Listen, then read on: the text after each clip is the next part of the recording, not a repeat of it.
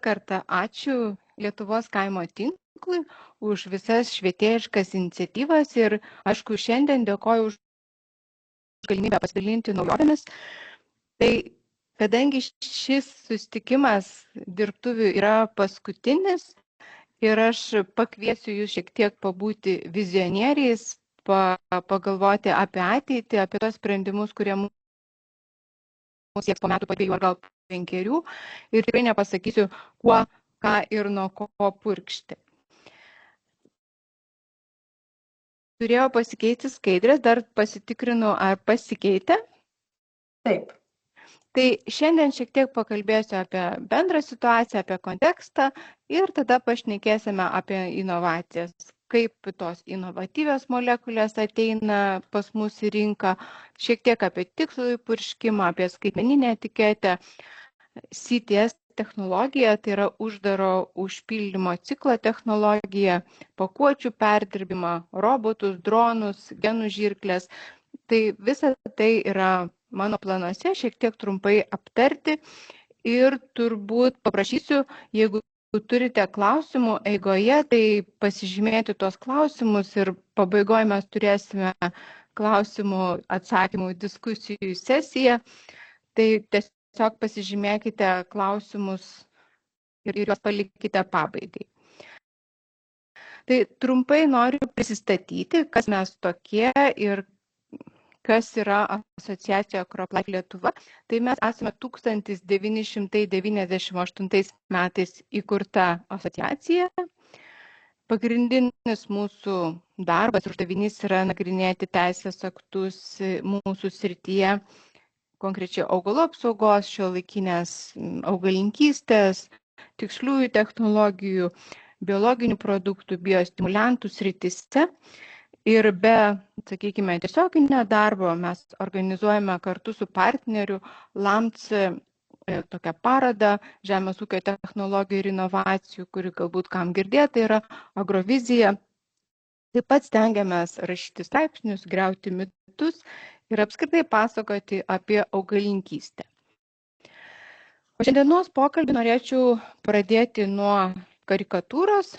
Iš tikrųjų, tai yra karikatūra, juokelis, bet ir kaip kiekviename juokelyje būna krislas tiesos. Tai istorija yra apie tai, kad Europa atsilieka diegdama technologijas nuo JAV ar Kinijos. Čia juokelis apie tai, kad kaip kitos dvi galybės diskutuoja, kurios dirbtinio intelekto įrankis yra geresnis, Europa džiaugiasi pritvirtinusi kamštelį prie buteliuko. Tai kaip ir sakiau, čia yra juokas. Bet teisybė yra ta, kad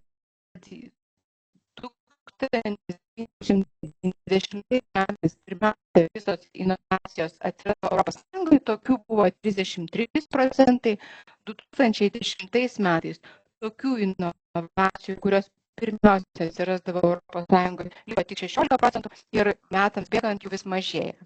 Tai ta liga, kad Europa yra per daug lėta ir per mažai diegia inovacijų, buvo diagnozuota Mario Draghi, kuris prieš porą metų parengė didžiulį dokumentą ir, sakykime, taip metaforiškai diagnozavo šitą ES ligą. Ir diagnozuoti neužtenka, jis pateikia patarimus, žingsnius, ką turėtume daryti, kur link eiti, nes jeigu to nedarysime, tas tai yra inovacijos, mokslas, pažanga, mūsų laukia lėta agonija. Tai diagnozavus ligą, Europos komisija 24-29 metų laikotarpį pasirengė tokį dokumentą, veiklos planą, kuriame yra kalbama apie paprastesnę ir greitesnę Europos Sąjungą. Iš tikrųjų buvo pripažinta, kad konkurencingumas yra iššūkis ir tam, kad Europos produktyvumas būtų palyginamo lygmens kaip kitų regionų, iš tikrųjų reikia šitą daryti. Ir norint inovacijomis pavyti JAV ir Kiniją, kasmet reikia investuoti nuo 750 iki 800 milijardų eurų į inovatyvius sprendimus ir inovacijų kūrimą. Tai, kad Europa yra pernelyg lėta ir pernelyg biurokratizuota, irgi šita diagnozė buvo pateikta. Ir yra siekis sumažinti visoms įmonėms biurokratinę naštą 25%, o mažoms įmonėms netgi 35%. Ir ES teisėkūroje atsiranda toksai pratimas ar reikalavimas, tai yra realybės pasitikrinimas ir poveikio vertinimas. Daug dalykų galima surašyti ant popieriaus ir kaip mes juokaujame, kad popierius iškenčia daug, bet ne visada tie ant popieriaus puikiai surašyti dalykai veikia praktiškai, tai turbūt realybės patikrinimas yra gana svarbus. Kalbant biologiškai, mes piktžolėmis, su grybais konkuruojame dėl to paties. Tai yra konkuruojame dėl mūsų maisto. Ir dėl lygų, dėl kenkėjų poveikio Jungtinių tautų ataskaitos duomenimis yra prarandama apie 40% maisto. Nekalbu apie maisto švaistymą, kalbu apie maisto auginimo etapą, šitą grandinę, ne apie maisto švaistymą mūsų lėkštėse ar šaldytuvuose. Ir tam, kad sumažinti nuostolius, paprastai yra naudojami augalų apsaugos produktai. Nežinau, kiek auditorija yra susipažinusi su šita tema, tai labai giliai nesiplėsiu, tik paminėsiu, kad jau 3 dešimtmetis yra vykdoma taip vadinama veikliųjų medžiagų peržiūra. Veikliosios medžiagos yra įvertinamos šiuolaikinio mokslo šviesoje. Ir kaip matote, nuo 1994 metų iki 2010 metų veiklių medžiagų drastiškai sumažėjo, tai yra nuo 987 sumažėjo beveik šiek tiek daugiau negu 300. Ir problema yra ta, kad mes didelio sparta prarandame veikliąsias medžiagas, tam yra objektyvių, kartais subjektyvių priežasčių, bet nuo 2019 metų ES nebuvo užregistruota nei viena nauja veiklioji medžiaga, o kalbant apie biologinius produktus, kurie teikia daug vilčių ir į kurias dedama daug vilčių, irgi statistika yra neigiama. Buvo užregistruoti 8 produktai, o uždrausta 13. Tai situacija yra tokia liūdnoka, tai mes turime spartinti investicijas į inovatyvius sprendimus ir lygiai taip pat spartinti mažinti biurokratiją. Nes iš esmės, čia kalbu dabar apie Lietuvą, mes esame priklausomi nuo importo iš kitų valstybių. Sakykime, labai logiška, kad mes turbūt bananų ar kavos pupelių ar kakavos pupelių pas save neužsiauginsime ir labai natūralu, kad grafike matosi, kad kai kuriuos produktus mes importuojame 100% ir turbūt taip turi būti, bet, sakykime, kitas skiltis, tai yra vaisiai, rapso aliejus, kukurūzai, svogūnai, obuoliai ar ten jų produktai, tai irgi gana nemažą dalį mes importuojame ir patys neužsiauginame to, kas turbūt sėkmingai galėtų augti mūsų klimatiniai zonai. Tai čia tokia aliuzija į tai, kad tikrai turime erdvės, kur augti ir stengtis. Bet žmonija nuo to laiko, kaip nuo maisto rinkėjų tapo maisto augintojais, visada ėjo link technologinės pažangos ir atskaitos laikotarpis tai yra 1960 metai, kuomet buvo pradėti naudoti cheminiai augalų apsaugos produktai. Jie leido aprūpinti maistu pokarinę visuomenę, kur vyko dideli atstatymo darbai ir populiacijos didelis buvo praradimas, bet laikas metams bėgant tos technologijos keitėsi ir vystėsi ir šiandien mes jau dabar kalbame apie duomenų mokslą, apie dirbtinį intelektą, apie tikslėją žemdirbystę. Tai šitą laiko skalę noriu pasakyti, kad žmonija visada vystėsi nuo paprastesnių sprendimų link sudėtingesnių ir link produktyvumo didėjimo. Čia nuotrauką šiek tiek noriu jūs paprovokuoti. Čia yra reali nuotrauka, kaip matote, 1964 metai. Ūkininkas ruošiasi purkšti vieną iš vynogynų. Ir jeigu auditorijoje yra augalų apsaugos specialistai, tai jie turbūt plika akimi, va taip užmetę akį į šią nuotrauką suskaičiuotų kokius 5-7 pažeidimus kaip nieko. Tačiau technologija ir įranga laikui bėgant darosi vis sudėtingesnė, todėl jos naudotojai turi būti vis profesionalesni. Pasiremsiu Prancūzijoje atliktų tyrimų, kuomet apklausimi žmonės buvo prašomi atsakyti į klausimus susijusius su šiuolaikiniais sprendimais, su skaitmena agronomijoje. Apklausa buvo atlikta 24 metais ir jeigu mes susumuotume tuos balsus, kurie pasisakė, kad esame greičiausiai atviri inovacijom arba tikrai taip atviri inovacijom, tai tokių balsų būtų 75%, na ir 23 daugiau ar mažiau skeptikų.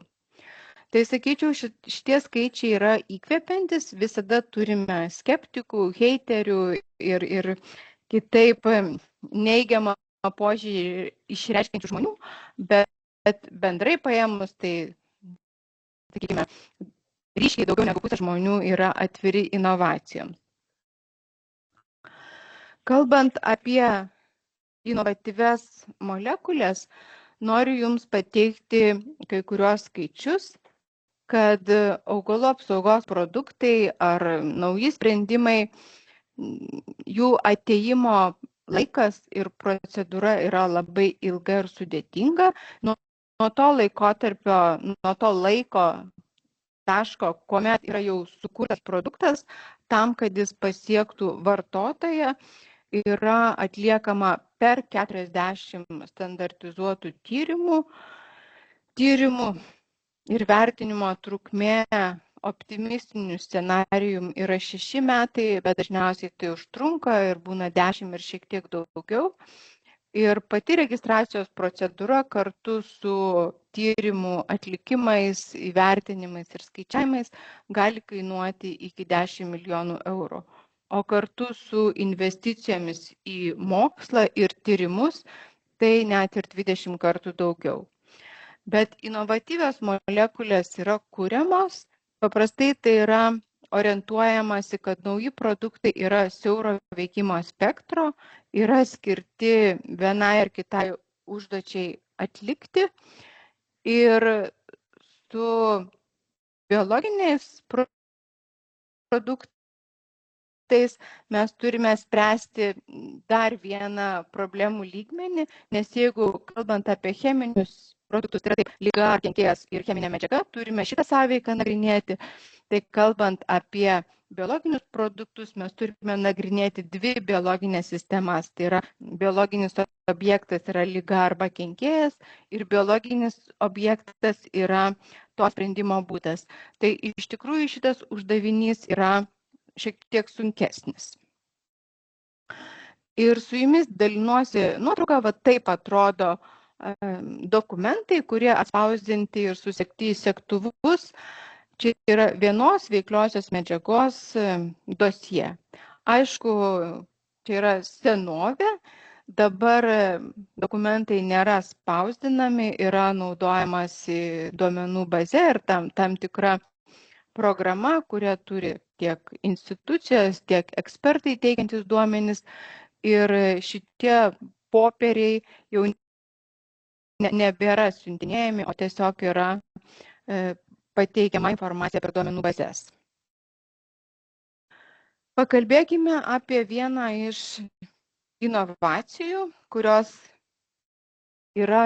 tikrai yra gamybiniuose bandymuose, bet registracijos prasme, augalų apsaugos produktų registracijos prasme, šiuo metu tai neturi jokio poveikio, ar yra produktas registruojamas purkšti visam laukui, ar tik tai tam tikrom dalim.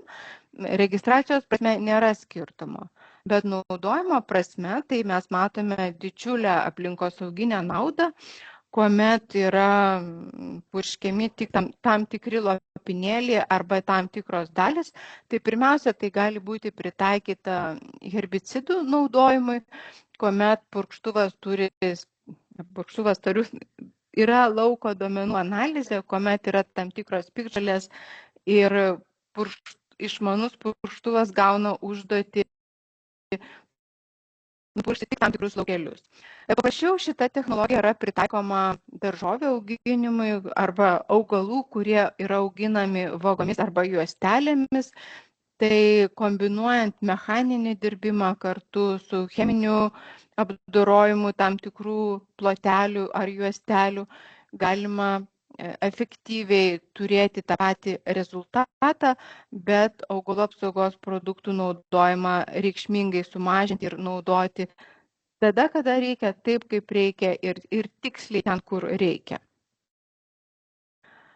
Kalbant apie skaitmeninę agronomiją, čia taip labai skambiai pavadiname, vėlgi pasiremsime prancūzų atliktų tyrimų, kuomet žmonių buvo klausima, kad jeigu būtų uždraustos tam tikros aktualios jums reikalingos veikliosios medžiagos, ką darytumėte? Tai apie 17% atsakė, kad jie tiesiog naudotų kitą produktą, kuris nors ir mažiau efektyvus, bet mažiau reguliuojamas ir bandytų spręsti taip. Apie 20% atsakė, kad tiesiog atsisakytų auginti tam tikrą kultūrą.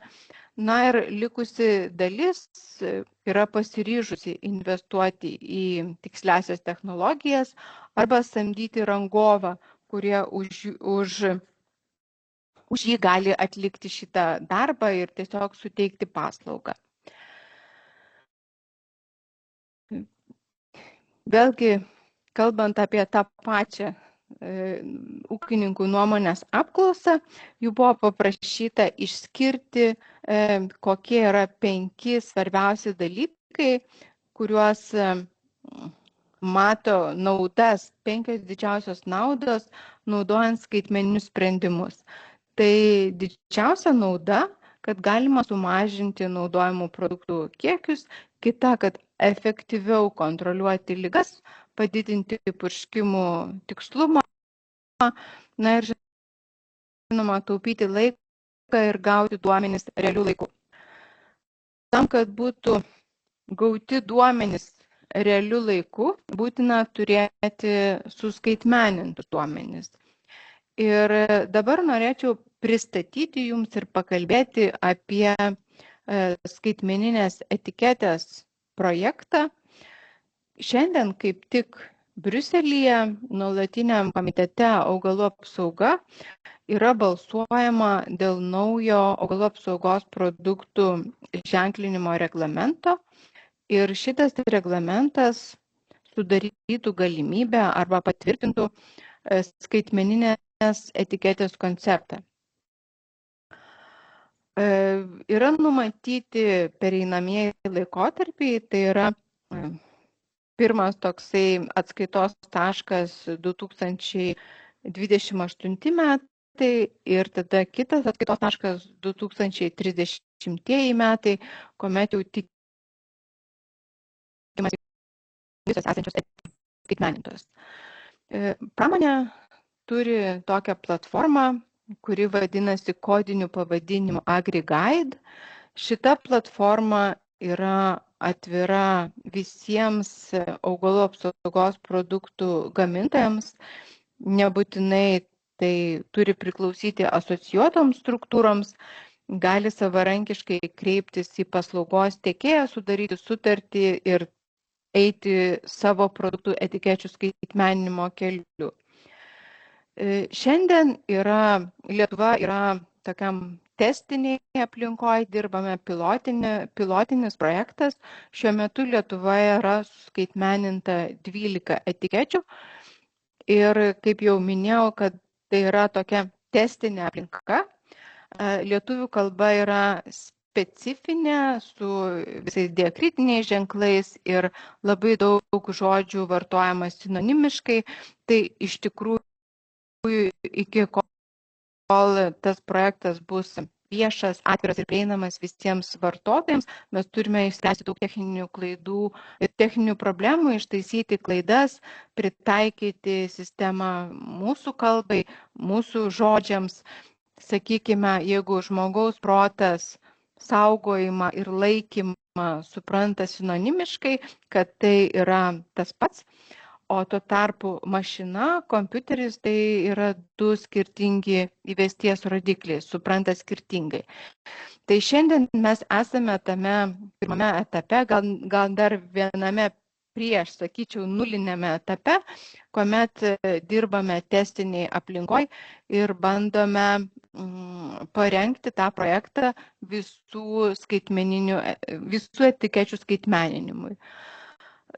Antras etapas būtų suskaitmeninus etiketes, padaryti prieigą visiems vartotojams, kurie galėtų naudotis savo išmaniuose įrenginiuose, tiek kompiuterį, planšetėse, tiek išmaniam telefone ir yra galimybė, kad naudotis offline režimu. Tai yra nebūtinai visą laiką tas įrenginys turės būti prijungtas prie interneto, galima atsisiųsti tam tikras etiketes ir naudoti offline režimu.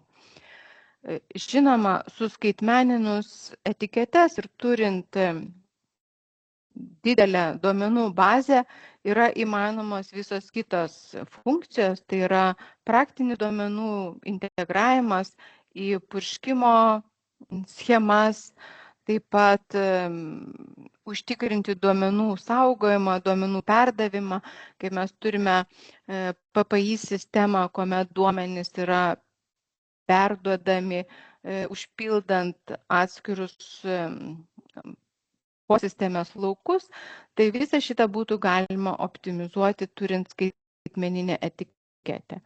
Kaip jau minėjau, tai mes esame tokiam bandomajam etape ir dirbame testinėje aplinkoje.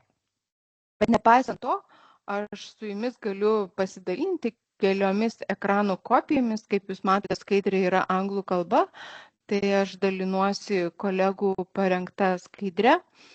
Galite užmesti akį, kaip atrodo programėlės ikona, ką matote, atsidarė šitą lauką ir tiesiog naviguoti toje sistemoje ir pasirinkti tą informaciją, kuri jums yra aktuali. Ką duotų skaitmeninė etiketė, tai yra greitas atnaujinimas, nereikia perženklinti, perlipdyti tų lipdukų. Turbūt pirmiausia, tai yra informacijos pateikimo greitis, paieška ir, kaip jau minėjau anksčiau, galimi visi kiti panaudojimo būdai, turint išsame duomenų bazę. Tai apie skaitmeną ir dabar norėčiau pakalbėti apie tas magiškas raides CTS, tai yra uždaro užpildymo ciklo sistema, kuri buvo pripažinta Europos komisijos tinkama priemonė mažinti augalų apsaugos produktų naudojimo riziką. Kai aš sakau sistema, tai gali skambėti labai skambiai, bet viskas glūdi mažoje detalėje, tai yra specifiniai kamšteliai, kurie leidžia ištuštinti bakelio turinį neatsukus paties kamštelio. Ir mes šiandien kalbame apie pačią technologiją, nereklamuojame ir nepristatome konkrečių gamintojų. Tai tą sistemą gamina ne vienas gamintojas ir priklausomai nuo to, kokį veikimo principą, ar gravitaciją, ar spaudimą, ar taip ir atrodo jų, sakykime, įrenginiai. Čia vienas, antras, trečias pavyzdžiai, bet kaip jau minėjau, kad tai yra tikrai ne vienas gamintojas. Ir CropLife Europe prieš kelis metus yra atlikusi tyrimą, kuriuo metu buvo pasirinktos 3 pilotinės valstybės, tai yra Ispanija, Prancūzija ir Nyderlandai. Juose buvo testuojami 2 skirtingomis savybėmis pasižymintis skysčiai, tai sorbitolis ir ksilitolis. Ir atlikta per 1000 užpildymo operacijų, siekta įsitikinti tos sistemos veiksmingumu, efektyvumu. Ir rezultatai turbūt pranoko lūkesčius, nes, kaip matote, čia ultravioletinėje šviesoje darytas nuotraukas, kad užpildant purkštuvo talpą paprastu būdu neišvengiamo ten lašo 200 ml pratekėjimo, tačiau užpildant šitą sistemą kanistrai, bakeliai yra visiškai švarūs ir lygiai taip pat panaudojant matuoklį tiek išorėje ant rūbų, tiek po darbiniais rūbais yra visiškai švaru. Tai šita sistema nuo apsitaškymo, nuo pratekėjimo, bendriau kalbant, nuo taškinės taršos apsaugo 99,8%, beveik 100%. Tai labai toksai retas rodiklis, kalbant apie biologinės sistemas, nes paprastai jau 70% būna geras rodiklis. Tai dėl to Europos komisija šitą technologiją yra įrašiusi į taip vadinamą kompendium arba rinkinį priemonių, kurios, kaip jau minėjau, leidžia sumažinti augalų apsaugos produktų naudojimo riziką būtent tose ypatingai jautriuose etapuose, kuomet ruošiamas yra darbinis tirpalas. Šiek tiek Europos ir Jungtinės karalystės žinių iš tų šalių, tai šita sistema yra pripažįstama ir Jungtinėje karalystėje. Vokietijoje šita sistema yra rekomenduojama naudoti, o Nyderlandai buvo žengę tokį žingsnį padaryti ją priverstinę, tai yra nuo 2026 metų Liepos 1 dienos būtent tik tokiu būdu pildyti visus purkštuvus. Tačiau pasikeitus politiniai daugumai šito griežto reikalavimo atsisakyta, bet rekomendacija išlieka. Jeigu aš jūs sudominau šitą technologiją, mes mūsų asociacijos CropLife Lietuva YouTube paskyroje turime apie 1,5 valandos įrašą paskaitos, kurią skaitė būtent šitos technologijos žinovas, ekspertas Juan Susterain, atsiprašau, jeigu neteisingai ištariu pavardę, tai kviečiu susirasti ir paklausyti, jeigu užkabino tokia stebuklinga kamštelio istorija. Teisingai užpilus ir ištuštintus pakuotę visada ateina tas tarpsnis, kuomet reikia pakuotę sutvarkyti. Ir asociacija jau daugiau nei 10 metų skatina ūkininkus tinkamai išskalauti pakuotes ir priduoti licencijuotam atliekų tvarkytojui, tai yra įmonė bendrovė Žalvaris. Ir ką mes sužinojome per šitą projektą, kuris iš pradžių prasidėjo tik tai Kauno regione, paskui pasklido po visą Lietuvą, tai kad Pakuotės išskalauti galima ir mažose ūkiuose, ir dideliuose ūkiuose. Galima tai padaryti šiek tiek pasitelkiant įrangą, galima padaryti ir skalaujant tiesiog trigubo skalavimo būdu, arba jeigu purkštuvas turi tą atgalinę vandens srovę, tai vadinasi integruoto skalavimo būdu. Žodžiu, ne priežastis to nedaryti, ar tai ūkis didelis ar mažas, ar mažiau modernus, ar labiau modernus. Ir lygiai taip pat remiantis kitų šalių patirtimi, tą galima padaryti ir Graikijoje, ir Vokietijoje, ir Lenkijoje, ir Danijoje, ir visur kitur. Čia keletą gerų pavyzdžių, kaip ūkininkai tvarkosi, ir matote čia centre gana taip ergonomiškai išdėstytus maišus, džiovyklę, kitur matote šiek tiek didesnius, tai va čia yra gerieji pavyzdžiai, kaip ūkininkai tvarkosi. Ir šiais metais įvyko pokytis, yra priimtas pakuočių ir pakuočių atliekų tvarkymo įstatymo pakeitimas, konkrečiai 10 prim straipsnis numato galimybę augalų apsaugos pakuotės tvarkyti atskirų srautų. Ir kaip turbūt žinote, nes šiuo metu transliuojama yra pakuočių tvarkytojų organizacijos reklama, kad nereikia sumaišyti druskos su cukrumi ar ten merginos vardą. Tai esmė yra tokia, kad augalų apsaugos pakuotės yra pagal kūrimo etape apspręsta, kad jos yra perdirbamos, jos yra vienodo medžiagiškumo, yra lengvai išskalaujamos, todėl nereikėtų jų sumaišyti su kitu plastiku ar kitomis medžiagomis, nes surinkimas atskirų srautų užtikrina geresnį jo perdirbimą. Ir šito iš mūsų pareikalaus jau priimtas, bet dar neįsigaliojęs, nes atskiri straipsniai įsigalioja tam tikrais laikotarpiais, pakuočių ir pakuočių atliekų reglamentas, europinis reglamentas, kuris įsigalioja tiesiogiai.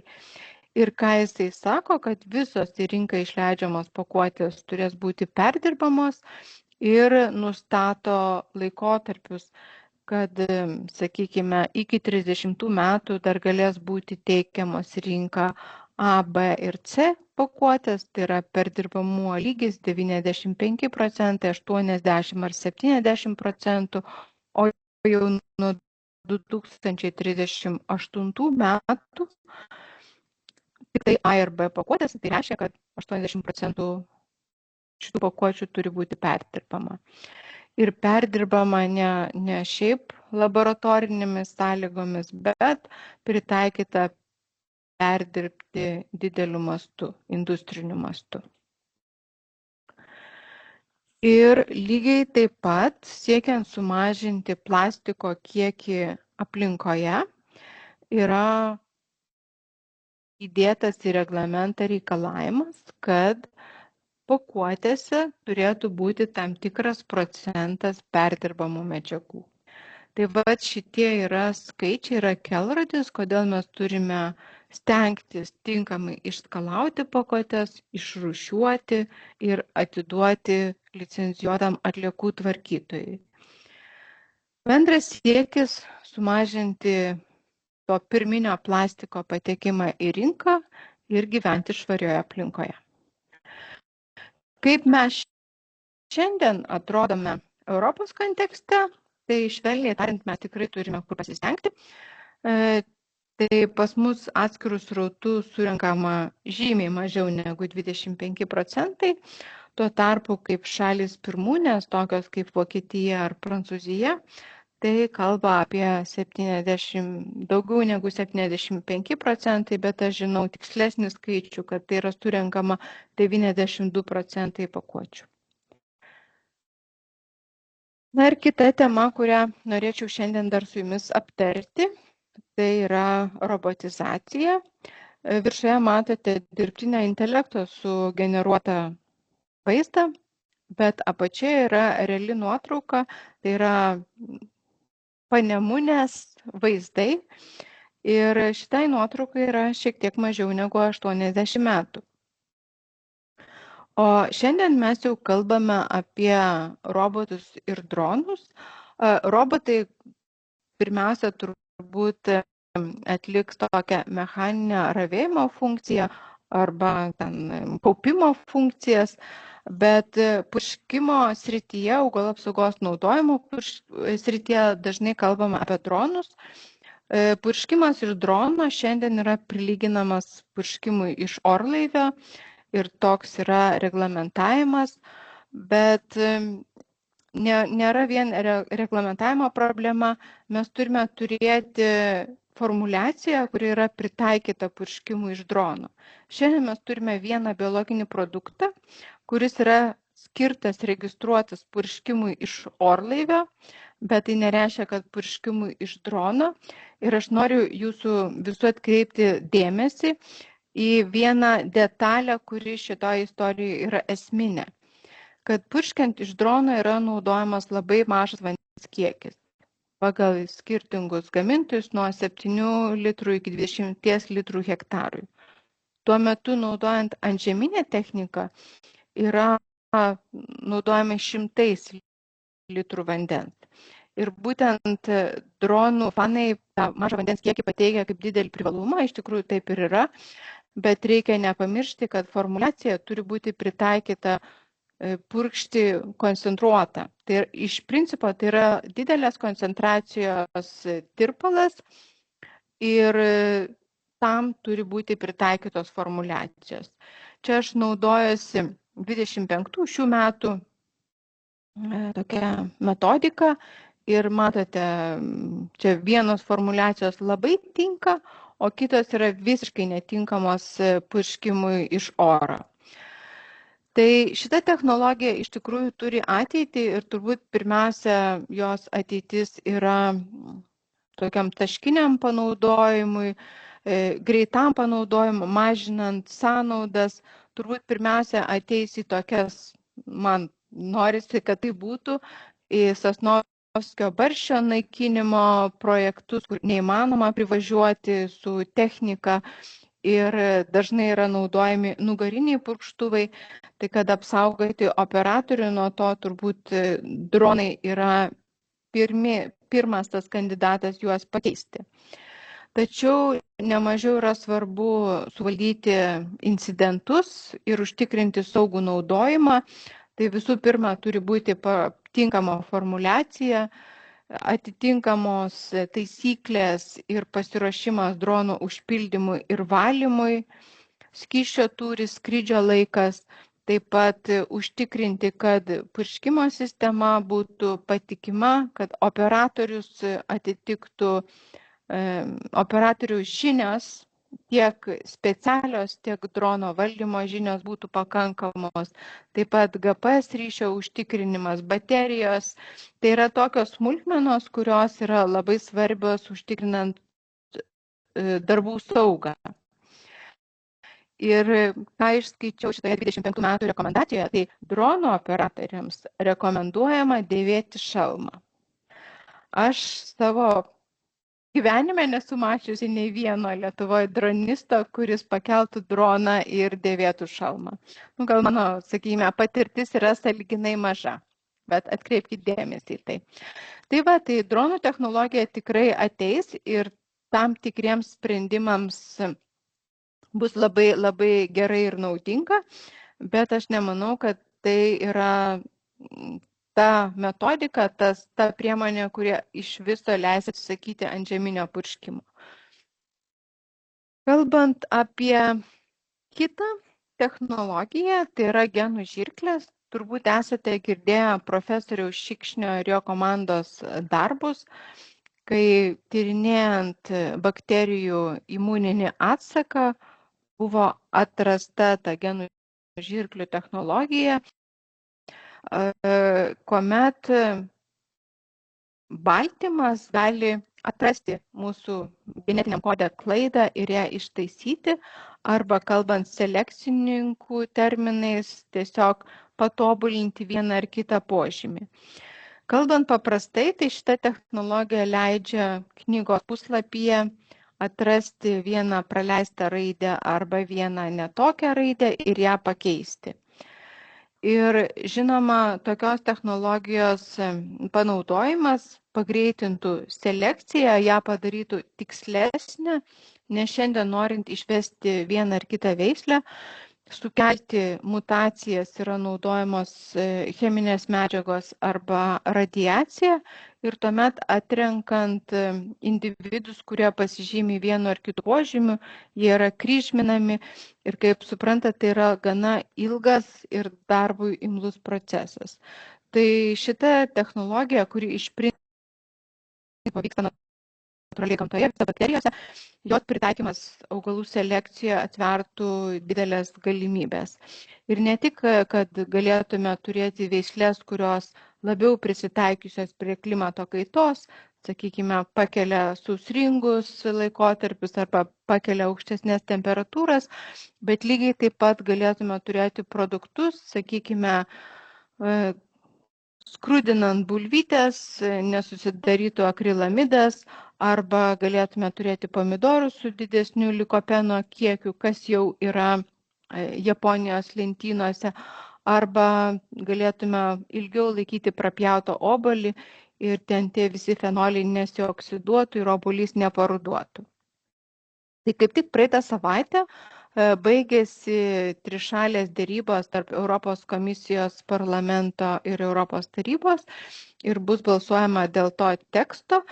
Aš dar neturėjau galimybės detaliai perskaityti to, kas sudėrėta, dėl ko bus balsuojama, bet iš tikrųjų sektoriuje yra šiokių tokių nuogastavimų, kad tekstas, kaip ir sakiau pradžioje, ES bus per daug biurokratinis, per daug reikalavimų, kur tie reikalavimai gali nužudyti gerą idėją ir jis bus praktiškai nepritaikomas.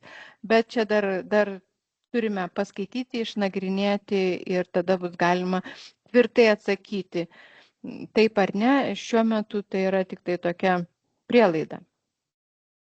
Pažiūrėkime, kaip mes atrodome pasaulio kontekste, tai vat Europa raudonuoja, nes va šita technologija yra Europos teisyne prilyginama genetiniam modifikavimu, kas iš tiesų nėra tiesa, nes nėra įvedamas joks svetimas kitos rūšies genas. Ir kasgi stabdo technologijų plėtrą žemės ūkyje? Tai visų pirma, kad tai yra brangios technologijos, jų kaina.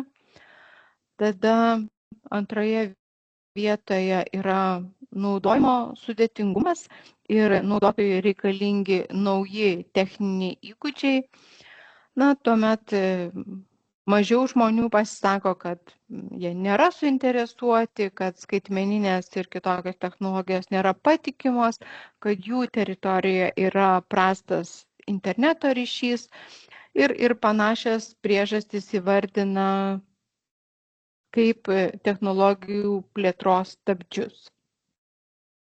Na ir pabaigai aš norėčiau, kad kiekvienas iš jūsų savo užduotumėt klausimus, ar mums pavyks efektyviai sumažinti biurokratiją, nes